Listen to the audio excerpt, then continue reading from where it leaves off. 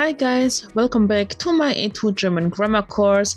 We will continue and almost finish our course very soon. So invest some minutes into your German grammar skills and don't forget to always go back and check out my other playlists for repetition and exercise. Let's continue.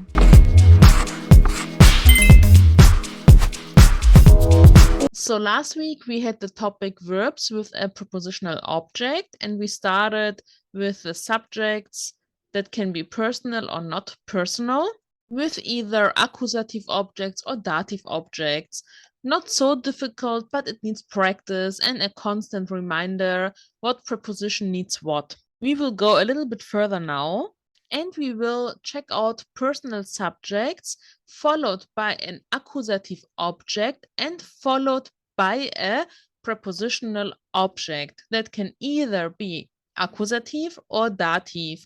This sounds complicated. It can be, but it doesn't have to. Let's check out the first line. For example, bitten.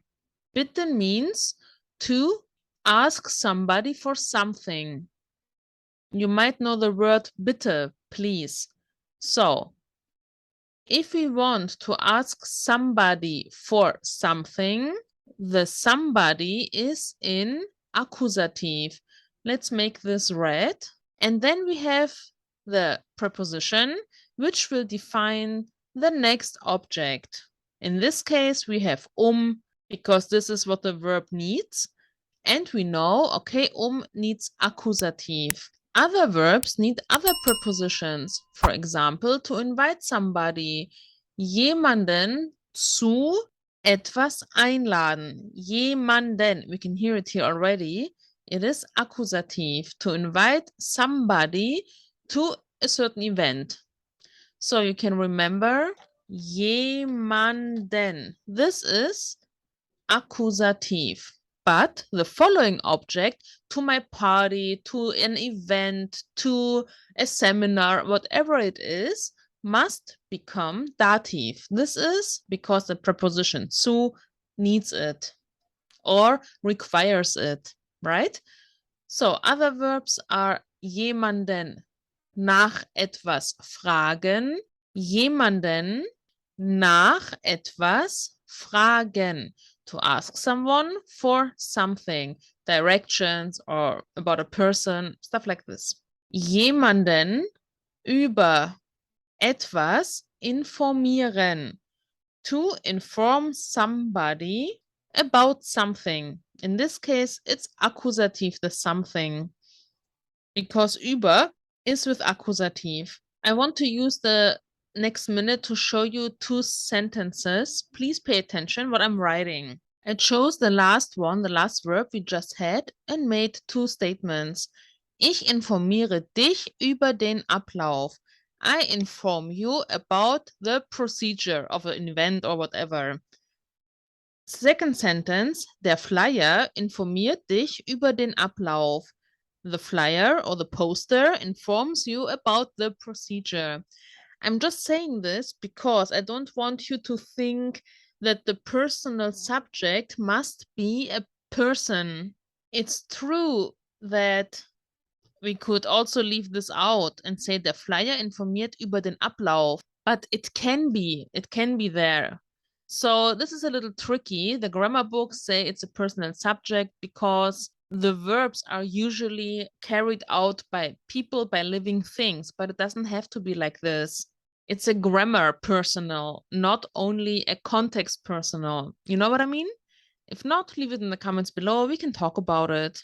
And we will continue the same concept, but we have personal subject, so verbs that are requiring most likely a person as a subject, but not always. And then we have a dative object. Let's make this blue. A preposition that can be followed by either accusative or dative. First example, jemandem auf etwas antworten. To answer to someone's something, to someone's question, to someone's letter, and so on. Next one, jemandem für etwas danken. To thank someone for something. Jemandem Zu etwas gratulieren. To congratulate somebody for something.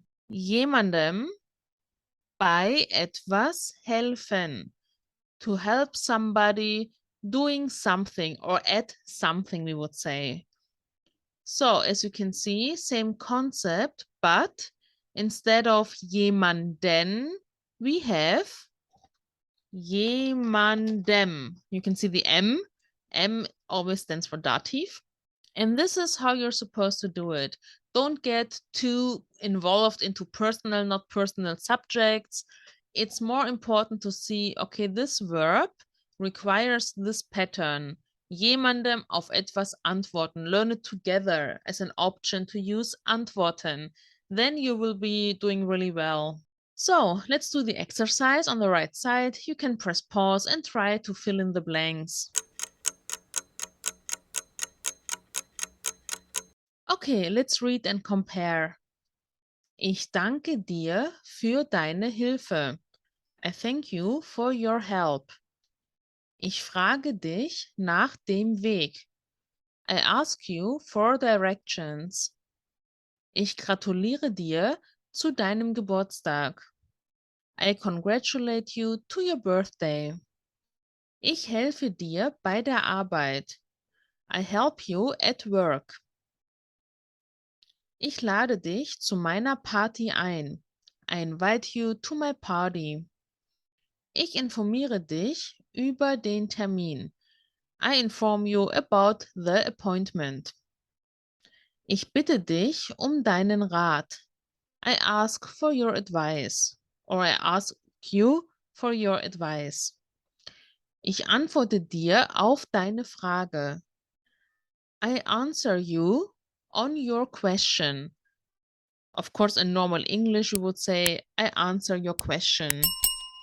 But grammatically, this would be different in German. Okay, I hope the table on the left side helped a little bit.